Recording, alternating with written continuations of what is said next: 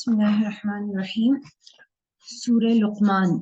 सूरह लुक़मान आज हमने पढ़ना है, पूरी सूरत नहीं, सिर्फ हमने उसमें से कुछ आयात हैं जो कि नसाइह हैं, नसीहतें हैं हज़रत लुक़मान अलैहिस्सलाम की, हमने वो पढ़ी हैं। ठीक है, कुछ तकरीबन 7-8 आयात हैं। अऊज़ु बिल्लाहि मिनश शैतानिर रजीम, बिस्मिल्लाहिर्रहमानिर्रहीम।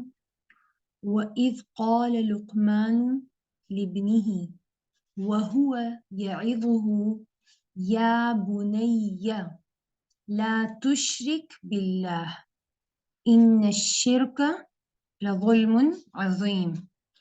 और याद करो जब लुक़मान अलैहिस्सलाम ने अपने बेटे को नसीहत करते हुए फरमाया, ठीक है, वहुव यइज़ुहु, और वो नसीहत कर रहे थे, ए मेरे बेटे, या बुनैया, ए मेरे बेटे, किसी को अल्लाह का शरीक न करना, बेशक शिर्क यकीनन बड़ा जुल्म है। ठीक है, तो ये है नसीहत एक बाप की अपने बेटे को, और शुरू कहाँ से हुई है?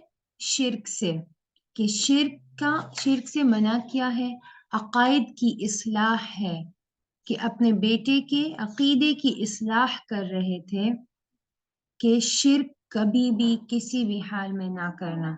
और वजह क्या है कि शिर्क जो है ये बहुत बड़ा जो जुल्म है, बहुत बड़ा।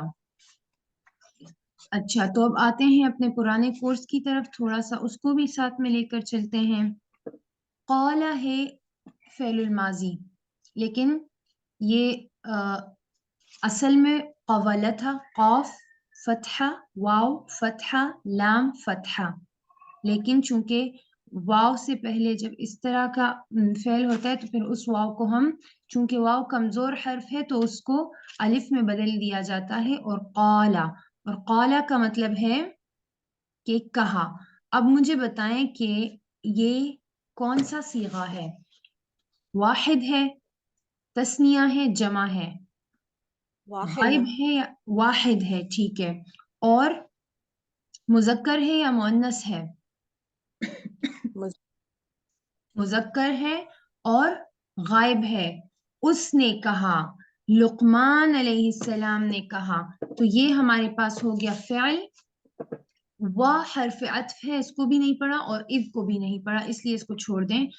क़ाला है फ़िअल, लुक़मानु, लुक़मान पर क्या है? ज़म्मा है, तो ये क्या हुआ? मरफू है, हालत रफ़ में है ये, और फ़ेल के बाद इस्तेमाल हुआ है, तो ये कौन सा इस्म है? फाइल है मैम। फाइल है, बिल्कुल एग्जैक्टली। तो जब लुक़मान अलैहिस्सलाम ने कहा लिब्निही, अपने बेटे से, बताएं ये कैसा है? लाम ज़ेली क्या है? हरूफ जर। हर्फ जर। और इब्न, इब्न पर ना तनवीन है और ना अलिफ लाम है। मफऊल है मैम। नहीं, वो कौन सा इसम होता है जिस पर ना अलिफ लाम होता है और ना तनवीन? मुजाफ। हाँ जी, मुजाफ। और ही, ये कौन सा ज़मीर है?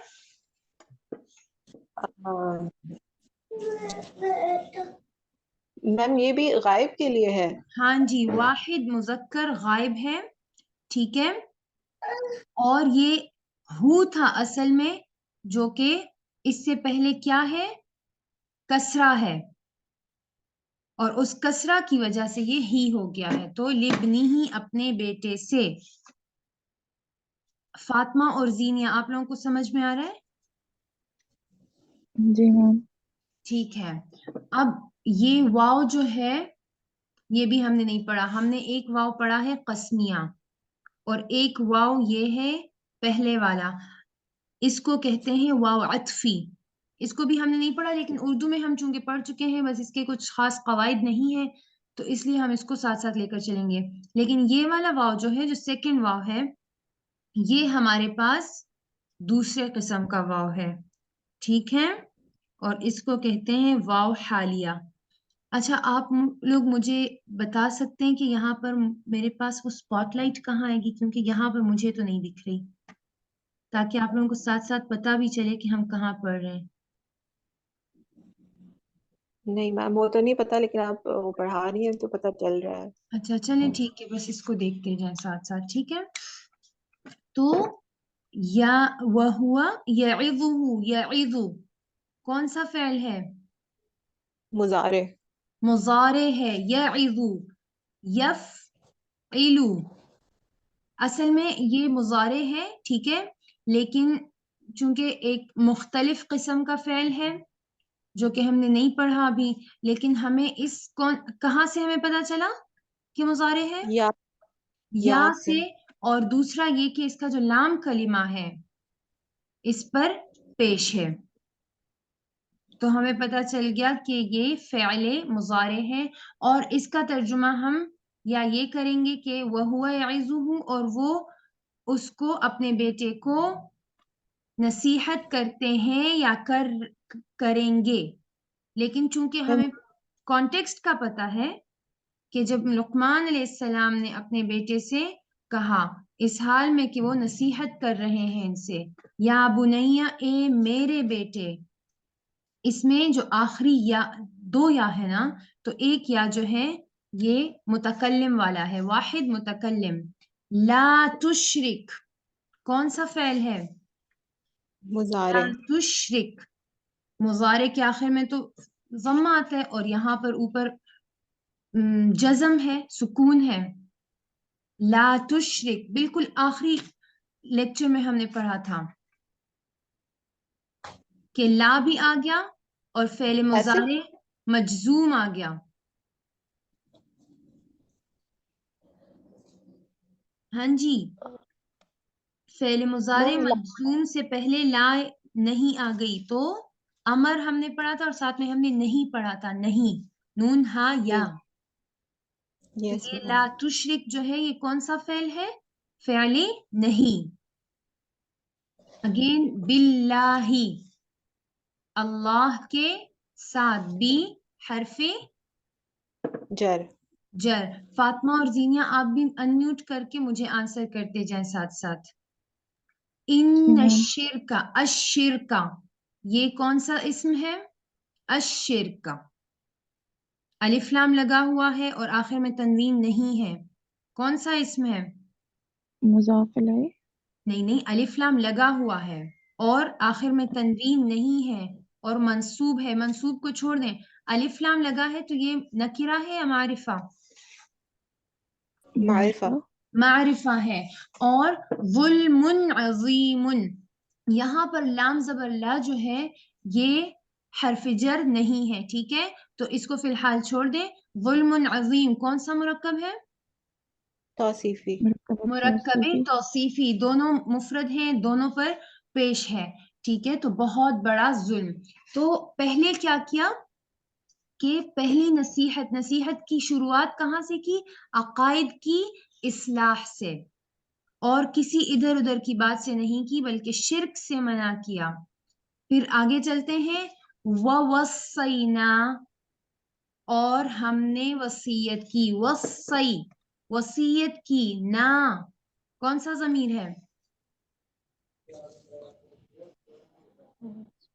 ضمیر ہے جمع متکلم کا ضمیر ہے کہ ہم نے نصیحت کی کس کو؟ الانسان، انسان کو. اسم ہے، معرفہ ہے اور منصوب ہے، تو یہ کیا ہوا؟ فعل، فاعل، مفعول. مفعول ہے. مفعول ہے کیونکہ منصوب ہے، ٹھیک ہے. بوالدیہ، بی حرف جر، والدی دونوں ماں باپ، اور ہی ضمیر واحد مذکر غائب، ٹھیک ہے. حملتہ امہ، اس کی ماں نے اس کو اٹھایا. وہنن علی وہن، کمزوری پر کمزوری کے ساتھ، یعنی مسلسل کمزوریوں میں. اور فصالہ، اس کا دودھ چھڑانا. فی عامین، 2 سالوں میں. اصل میں عامن 1 سال کو کہتے ہیں आमानी 2 सालों को कहते हैं, और चूंकि आमानी से पहले क्या आ गया, फी, और फी हर्फ जी जर है तो इसने आमानी को आमैन कर दिया, मजरूर कर दिया। अनिश्कुर, उश्कुर, अब देखिए मैं मिलाकर पढ़ूंगी तो मैं अनिश्कुर पढ़ूंगी, लेकिन क्योंकि अलिफ पर कोई वो नहीं है, कोई हरकत नहीं है हमजतुल वस्ल पर, लेकिन जब मैं अलग अलग पढ़ूंगी तो मैं क्या कहूंगी, अन, और फिर बताएं कौन सी हरकत लगाऊंगी अलिफ पर,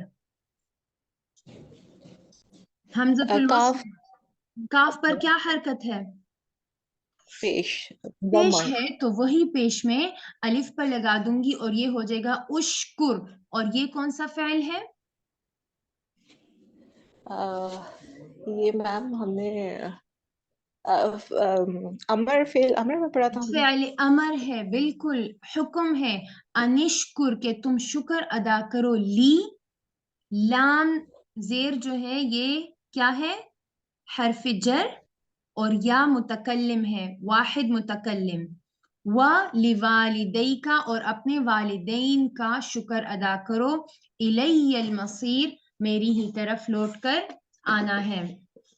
इस आयत में क्या क्या है, माँ बाप के बारे में ताकीद फरमाई है, इसकी माँ ने कमजोरी पर कमजोरी बर्दाश्त करते हुए इसे पेट में रखा, किसे, हम सबको, और इसका दूध छुड़ाने की मुद्दत 2 साल है, यानी 2 साल तक दूध पिला सकते हैं और फिर उसके बाद छुड़वाना होगा। और अपने वालिदैन का शुक्र, मेरा और अपने वालिदैन का शुक्र अदा करो। तो यहाँ पर अल्लाह ने अपने शुक्र के साथ अपने वालिदैन यानी हमारे वालिदैन का हमें शुक्र अदा करना हम पर फर्ज कर दिया, और फिर क्या है, मेरी ही तरफ लौटना है। ठीक है। हजरत अब्दुल्ला इब्नी एक सहाबी है, हजरत अब्दुल्ला नहीं, साद इब्न अबी वक़ास रजी अल्लाह अन्हु, वो फरमाते हैं कि ये आयत मेरे लिए नाजिल हुई है, क्योंकि जब वो ईमान लाए तो उनकी माँ इनसे बहुत प्यार करती थी, तो वो कहते हैं कि मेरी माँ ने मुझे कहा कि तुम ये दीन छोड़ दो। तो हज़रत साद बिन वक़ास रज़ी अल्लाह अन्हु फरमाते हैं कि मैंने कहा कि मैं तो नहीं छोड़ रहा। तो उन्होंने कहा, उनकी माँ ने उनसे कहा कि तुम्हें ये दीन छोड़ना होगा, नहीं तो मैं कुछ नहीं खाऊंगी, और जब नहीं खाऊंगी तो मैं मतलब बीमार हो जाऊंगी, मर जाऊंगी, और फिर इस तरह लोग तुम्हें आर दिलाते रहेंगे कि तुम्हारी माँ कि तुम अपनी माँ के कातिल हो, और तुम्हें जब बुलाएंगे तो भी वो इस तरह बुलाएंगे कि ए अपनी माँ के कातिल। तो एक दिन उनकी माँ ने कुछ नहीं खाया तो उनकी तबीयत खराब हो गई, अगले दिन फिर कुछ नहीं खाया तो फिर खराब, और ज्यादा खराब हो गई। तो फिर इन्होंने कहा कि अपनी माँ से इन्होंने कहा कि अल्लाह की कसम, तुम जानती हो कि अगर आपकी 100 जानें भी हो ना, और एक एक करके आपकी हर एक जान निकलती जाए, तब भी मैं अपना दीन नहीं छोड़ूंगा, तो अगर आप चाहें तो खा लें वरना मत खाएं। तो जब इनकी माँ ने देखा कि मतलब ये तो अपनी दीन पर डटा हुआ है, तो उन्होंने खाना खाना शुरू कर दिया।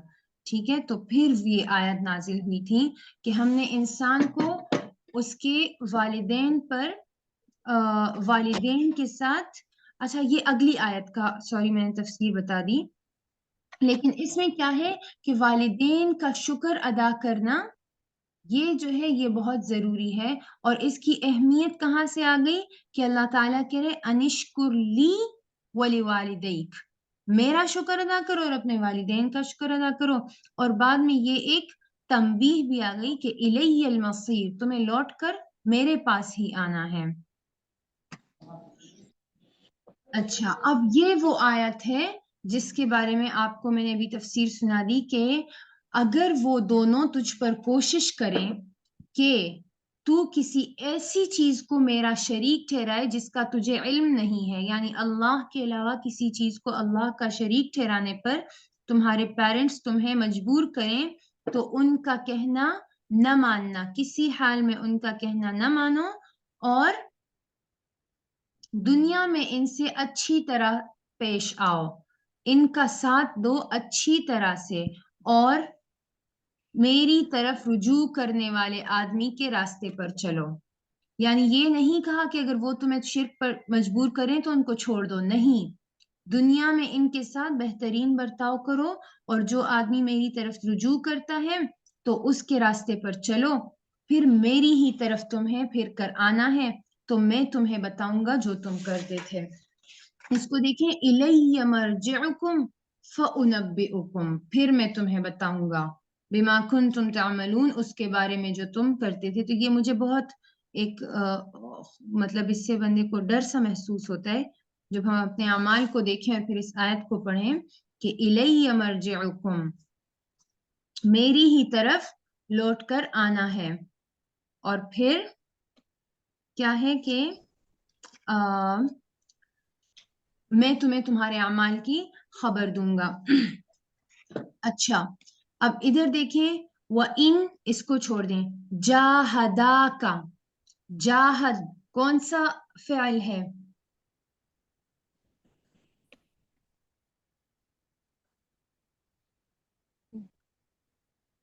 جاہداک کون سا فعل ہے، بتا سکتے ہیں؟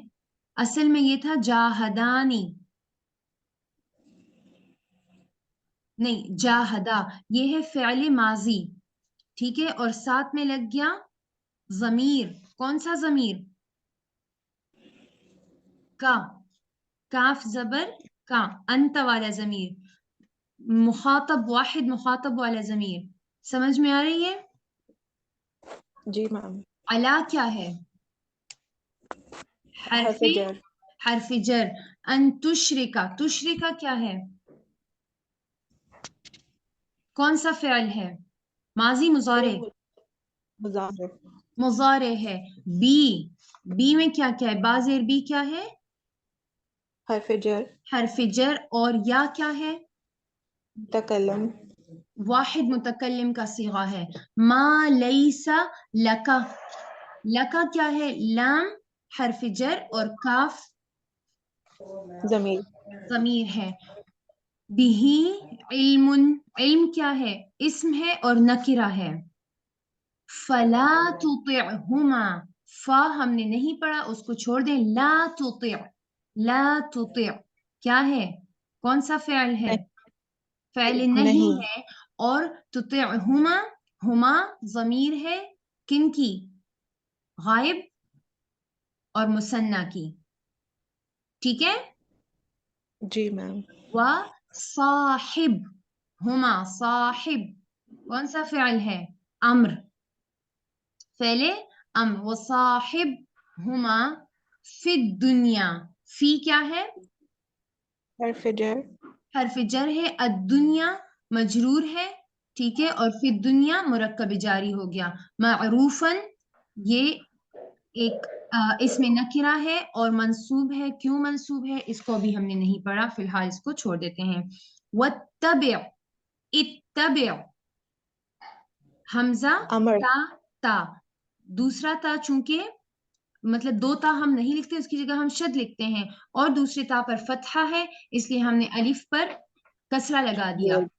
اتبع فعل امر، سبیلا راستہ، من انابا، من جو انابا رجوع کرے، الیہ میری طرف، اس کے بارے میں فرمایا جاتا ہے کہ یہ جو ہے اتبع سبیل من اناب الیہ، جو میری طرف، یعنی اللہ جو فرما رہا ہے کہ جو میری طرف رجوع کرے، اس کے بارے میں حضرت عبداللہ ابن عباس رضی اللہ عنہما فرماتے ہیں کہ یہ حضرت ابوبکر رضی اللہ عنہ کی بات ہو رہی ہے، ان کے لیے یہ آیت نازل ہوئی ہے کہ من اناب الیہ، جو میری طرف رجوع کرتا ہے، کہ حضرت ابوبکر رضی اللہ عنہ جب ایمان لائے تو اس وقت آپ کے پاس حضرت عثمان رضی اللہ عنہ، حضرت طلحہ رضی اللہ عنہ، اور حضرت زبیر رضی اللہ عنہ، حضرت سعد بن ابی وقاص اور حضرت عبد الرحمن بن عوف رضی اللہ عنہ، یہ سارے لوگ، سارے صحابہ آئے اور انہوں نے آپ رضی اللہ عنہ سے پوچھا کہ ابو بکر کیا تم نے اس مرد کی تصدیق کر لی ہے نبی علیہ السلام کی اور ایمان لے آئے ہو؟ تو حضرت ابو بکر رضی اللہ عنہ نے فرمایا کہ ہاں میں ایمان لے آیا ہوں اور میں نے صدق دل سے ان کی تصدیق کر لی ہے۔ تو یہ سب جو ہے یہ وہاں سے اٹھ کر نبی علیہ السلام کے پاس چلے گئے اور ایمان لے آئے۔ تو من اناب الیہ، چونکہ حضرت صدیق رضی اللہ عنہ جو تھے، ابو بکر رضی اللہ عنہ پہلے سے ہی سب ان کو جانتے تھے، ٹھیک ہے، تو وہ جانتے تھے کہ یہ صدیق ہیں، سچے ہیں، یہ کئی غلط راستے پر نہیں چلیں گے، تو ان کی طرف چلے گئے، ان کی طرف رجوع کر لی. تو من اناب الیہ میں حضرت ابوبکر رضی اللہ عنہ کی عظمت بھی آ گئی کہ ان کے لیے استعمال ہوا ہے. لیکن ہر وہ انسان جو اللہ کی طرف رجوع کرنے والا ہے، بس ان کے ساتھ ان کو اپنا ساتھی بنانا ہے. صحیح. پھر اے میرے بیٹے، برائی اگر رائی کے دانے کے برابر ہو، پھر وہی رائی کے دانے کے برابر برائی وہ پتھر کی چٹان میں ہو یا آسمانوں میں ہو یا زمین میں ہو، اللہ اسے لے آئے گا. بے شک اللہ باریکی کا جاننے والا ہے اور خبردار ہے. ٹھیک ہے. اب یہاں پر برائی کی انٹینسٹی بتا دی گئی ہے کہ چاہے وہ جتنی چھوٹی برائی ہو، جس کو ہم چھوٹا سمجھتے ہیں، تو بعض اوقات وہ اتنی چھوٹی ہوتی نہیں ہے. اور اس کے بارے میں ایک واقعہ آتا ہے کہ حضرت حارث رضی اللہ عنہ فرماتے ہیں کہ ایک شخص تھا جو کہ غلہ ناپتا تھا. ٹھیک ہے. ناپ کر لوگوں کو دیتا تھا. پھر اس نے کیا کیا کہ اس نے اس کام کو چھوڑ دیا اور اللہ کی عبادت میں مشغول ہو گیا. اور پھر کچھ عرصے بعد وہ مر گیا. تو جب وہ مرا تو اس کے دوستوں نے اس کو خواب میں دیکھا کہ مطلب اس سے پوچھا کہ کیا حالات ہیں. ماذا فعل اللہ بک، ما فعل اللہ بک، کہ اللہ نے تمہارے ساتھ کیا کیا. تو اس غلہ ناپنے والے شخص نے کہا کہ میں نے جو ہے جب میں غلہ ناپتا تھا تو میری لاپرواہی کی وجہ سے وہ جو کیا کہتے ہیں غلہ ناپنے والا برتن جو تھا اس پر مٹی جم گئی. ٹھیک ہے. مٹی لگ گئی اور ہر بار لگتی گئی، میں نے لاپرواہی کی، میں نے اس کو صاف نہیں کیا.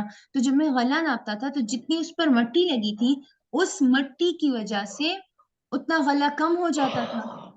ٹھیک ہے. یعنی مٹی کا وزن بھی اس میں ایڈ ہو جاتا، تو اس وجہ سے اس بندے کو غلہ کم مل جاتا تھا. تو میری اسی لاپرواہی کی وجہ سے آج میری پکڑ ہوئی ہے اور میں تھوڑے سے عتاب میں ہوں، میں عذاب میں ہوں اللہ کے. ٹھیک ہے. تو یہ ایک کتنی چھوٹی سی چیز ہے، یعنی مٹی کتنی ہوگی جو ڈسٹ لگ جاتی ہے وہ کتنی ہو سکتی ہے، اور پھر اس کا وزن کتنا ہوگا. ایک دانہ شاید یا اس سے بھی کم ہر شخص کو اگر ملا ہو، تو جو ہمارے ذہن میں بہت کم ہو اس پر کیا ہے، اس پر بھی پکڑ ہو رہی ہے. صحیح. تو یہاں پر کیا ہے کہ شرک سے بھی منع کر دیا، والدین کی اطاعت کا بھی کہہ دیا. اب اے میرے بیٹے، برائی چاہے چھوٹی ہو یا بڑی ہو، برائی کو کبھی چھوٹا مت سمجھنا. صحیح. کیونکہ اللہ جو ہے وہ بہت باریکی کا جاننے والا ہے اور خبردار ہے. اور آج کل ہمارا جو ہے، ہم لوگ ایک بات بہت زیادہ بولتے ہیں، وہ یہ کہ سبھی تو کرتے ہیں. سب کرتے ہیں تو کیا جو سب کرتے ہیں وہ ٹھیک ہے؟ تو سب کے کرنے سے کوئی چیز ٹھیک نہیں ہو جاتی. صحیح. اب نیکسٹ ہاں جی، نیکسٹ ہے نماز قائم کرو. اے میرے بیٹے، اور نصیحت کے انداز کو بھی دیکھیں نا، بار بار یا بنیا، اے میرے بیٹے، کتنی محبت والا انداز ہے. نماز قائم کرو اور اچھی بات کا حکم دو اور بری بات سے منع کرو. 3 چیزیں ہو گئی. اور تجھ پر جو مصیبت آئے اس پر صبر کرو، بے شک یہ ہمت والے کاموں میں سے ہے. یہ صبر کرنا جو ہے ہمت والے کاموں میں سے ہے. اس میں کیا آ گیا کہ نماز پڑھنا یعنی عمل کرنا. ٹھیک ہے. پھر ایک ہے نماز پڑھنا یعنی بس یہ جلدی جلدی وضو کیا اور بس نماز کو منٹوں میں کر لیا اور بات ختم. تو نماز کو قائم کرنا جو ہے وہ نماز کے تمام آداب کے ساتھ ہے. ٹھیک ہے. ایک تو یہ چیز بہت عام ہو گئی ہے بیٹھ کر نماز پڑھنے کی، کہ چھوٹی چھوٹی بچیاں ہوں گی اور وہ بیٹھ کر نماز پڑھتی ہیں، شاید اپنی امی کو دادی کو دیکھ کر. ٹھیک ہے. تو جب نماز پڑھ رہے ہیں آگے پوری زندگی پڑھی اور پتہ نہیں ہمیں کب تک موقع ملتا ہے کھڑے ہو کر پڑھنے کا، قیام کرنے کا.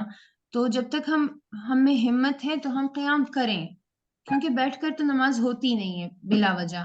یا جیسے فار ایگزامپل میں باہر سے آئی تھکی ہوئی ہوں, میں کہوں چلو آج میں بیٹھ کر نماز پڑھتی ہوں, تو وہ نماز ہوئی نہیں.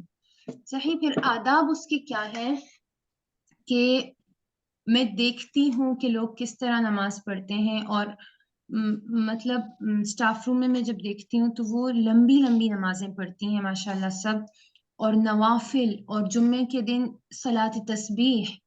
لیکن آیا وہ نماز, حالانکہ وہ جانتی بھی ہیں, وہ ایک میم اس دن خود ہی کہہ رہی تھی کہ میرے بیٹے کہتے ہیں کہ پتہ نہیں فرشتے سوچ رہے ہوں گے کہ اس کو اس نماز پر اجر دوں یا پھر سزا دوں. ٹھیک ہے. تو لباس کا خیال رکھنا ہے کہ ہمارا لباس جو ہے اس میں سطر ڈھکا ہوا ہو.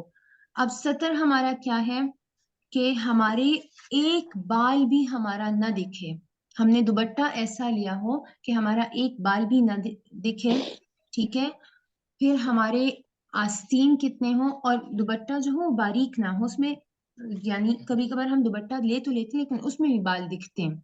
ٹھیک ہے. ہم پراپر کور کر لیتے ہیں سب, لیکن اس کی وجہ سے وائٹ دوپٹہ ہوتا ہے. ٹھیک ہے.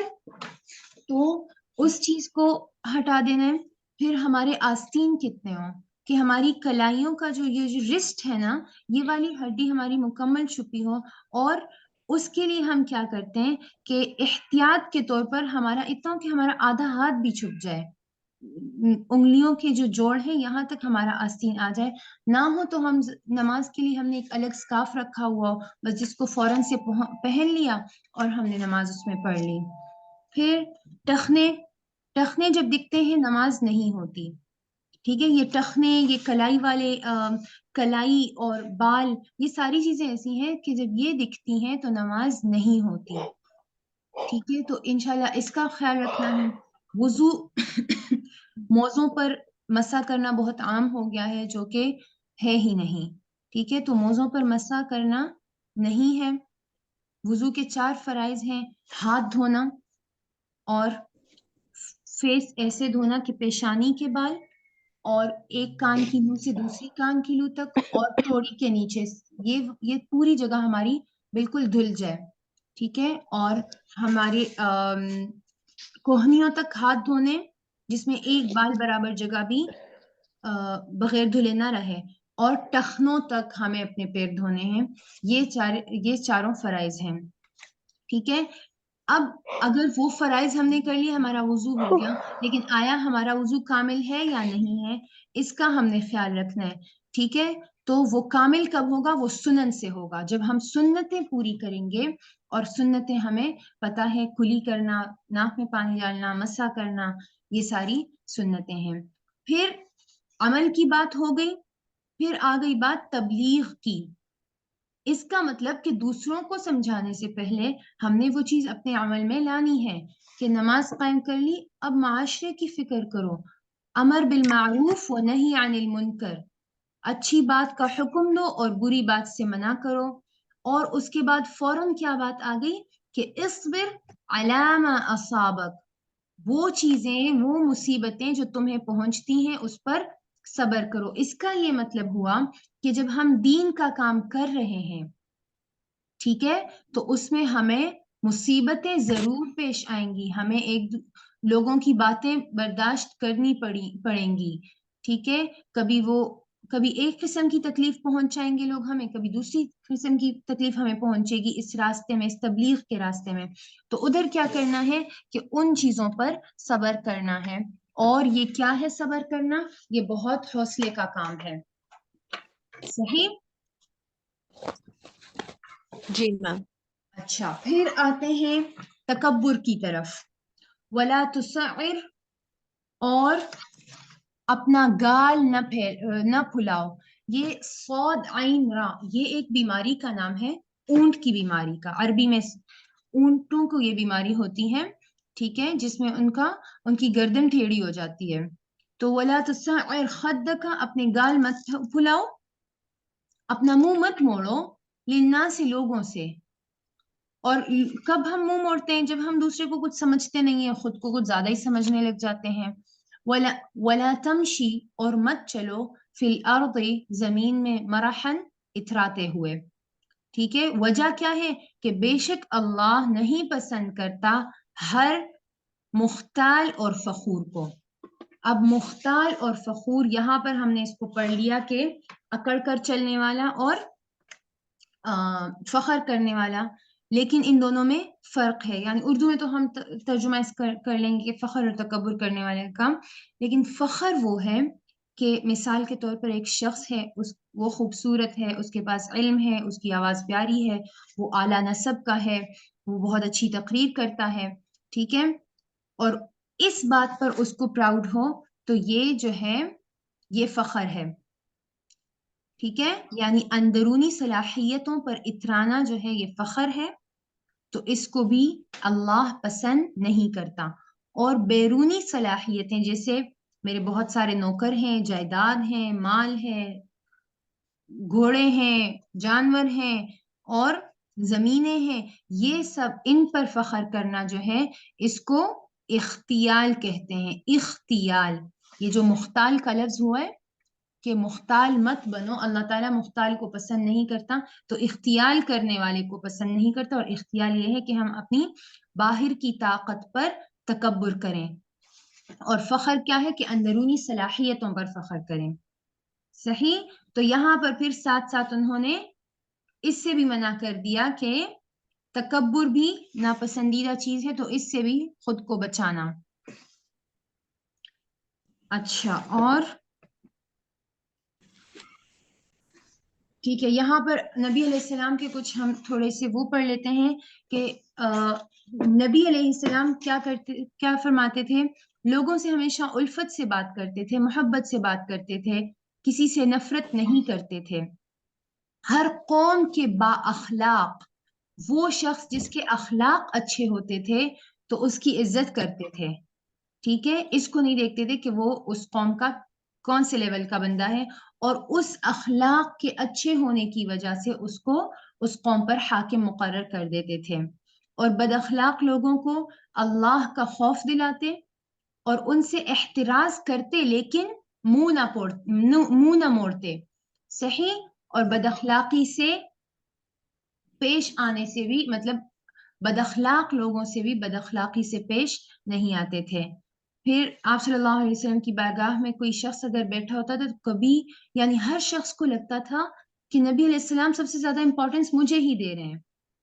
تو اس کا مطلب کہ کبھی کسی کو اگنور بھی نہیں کیا. ٹھیک ہے، جس طرح وہی تصعر خدک والی بات آ گئی کہ اپنا منہ مت پھلاؤ.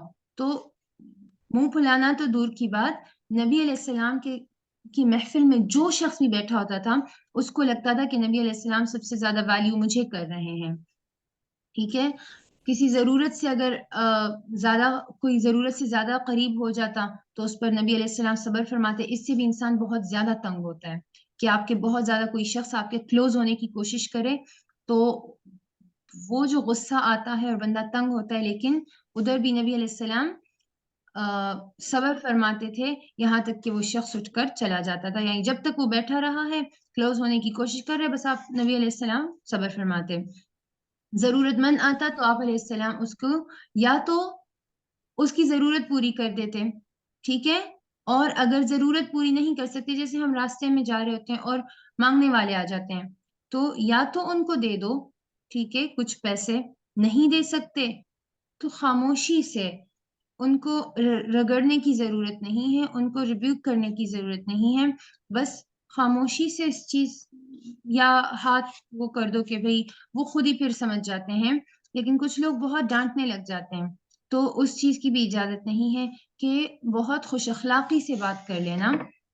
یہ ساری نبی علیہ السلام کی عادات تھی، اور بہت زیادہ ہیں کہ سیر تو اتنے ہیں کہ لائبریریاں بھر جائیں تو اس سے بھی پورا نہیں ہوگا. لیکن یہ کچھ آداب ہیں معاشرت میں جن کی ہمیں آج کل بہت زیادہ ضرورت ہے. ٹھیک ہے. اچھا، حضرت عبداللہ ابن عمر رضی اللہ عنہما فرماتے ہیں، عنہما میں اس لیے پڑھتی ہوں کہ عبداللہ رضی اللہ عنہ بھی صحابی تھے اور ان کے ابو بھی صحابی تھے، عمر رضی اللہ عنہ.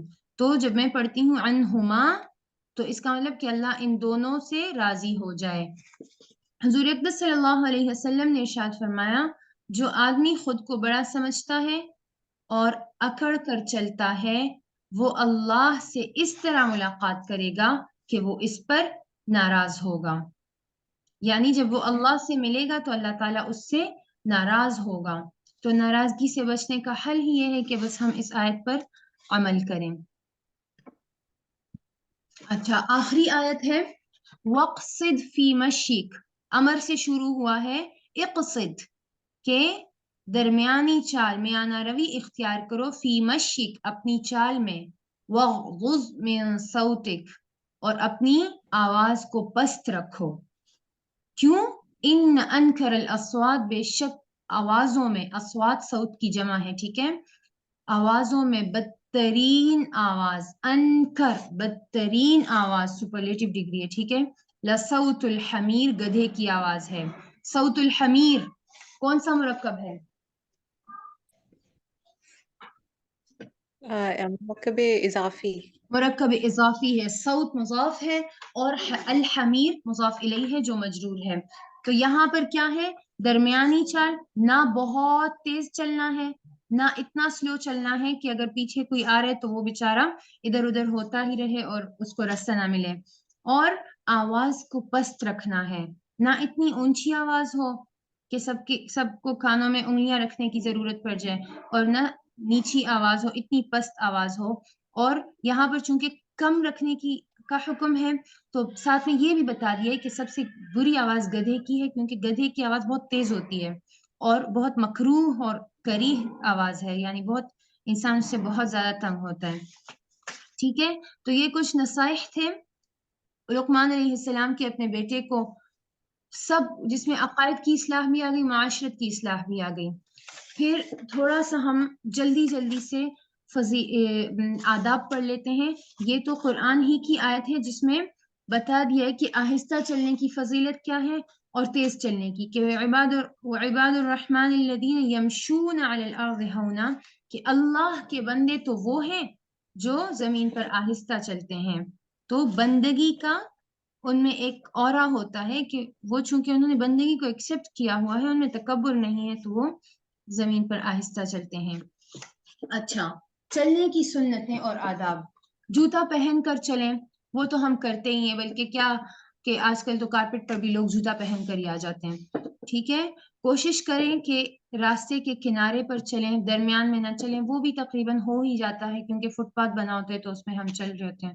لیکن یہ چیز، بعض چیزیں جو ہے یہ ہم اس وقت چھوڑ دیتے ہیں جب ہمارے یہاں دوست آئے ہوتے ہیں یا مہمان، جب ہم مطلب گروپ میں ہوتے ہیں تو ہم سب کچھ، سارے رولز، دینی رولز بھی اور دنیاوی رولز، سب کو خراب کر کے ہم لوگ چلنے لگتے ہیں. تو اس میں بھی ہمارا اپنا ہی فائدہ ہے. اگر ہم راستے کے کنارے میں چلیں تو ہماری حفاظت ہوگی. درمیانی چال چلیں، نہ اتنا تیز کہ لوگوں کی نظریں اٹھیں کہ اچھا یہ کون جا رہا ہے، کس پر ہوائی اس پر سوار ہے. ٹھیک ہے، اور نہ اتنا آہستہ کہ لوگ سمجھیں کہ بس یہ تو عنقریب خدا نخواستہ مرنے والا ہے. تو درمیانی چال آ گئی. اچھا، مغروروں کی طرح گریبان کھول کر سینہ تان کر نہ چلیں. گریبان کھولنا تو شاید ابھی تک نہیں تھا عورتوں میں، لیکن اب وہ چیز بھی آ گئی ہے. سینہ تان کر نہ چلیں. یہ چیز ہمیں اسکولوں میں سکھا دی جاتی ہے کہ آپ نے جھک کر نہیں چلنا، آپ نے بہت سینہ نکال کر چلنا ہے. ٹھیک ہے، تو اس نے بھی وہ چیز خراب کر دی ہے. راستے میں دو عورتیں اگر کھڑی ہو رہی ہیں یا جا رہی ہیں تو ان کے بیچ میں سے، یعنی دو لوگ کھڑے ہیں تو ان کے بیچ میں سے نہ گزریں. عورتیں ہیں تو مطلب عورت ہے تو وہ مردوں کے بیچ سے نہ گزرے، مرد ہے تو وہ عورتوں کے بیچ سے نہ گزرے. لیکن ویسے بھی یہ خلاف ادب ہے کہ اگر دو عورتیں بھی کھڑی ہیں اور میں گزر رہی ہوں تو مجھے چاہیے کہ میں سائڈ سے گزروں، نہ کہ ان کے بیچ میں سے. اور ہم لوگ اکثر جب وہ ہوتا ہے، جب کوئی تصویر کھینچ رہے ہوتے ہیں، ٹھیک ہے، پکچر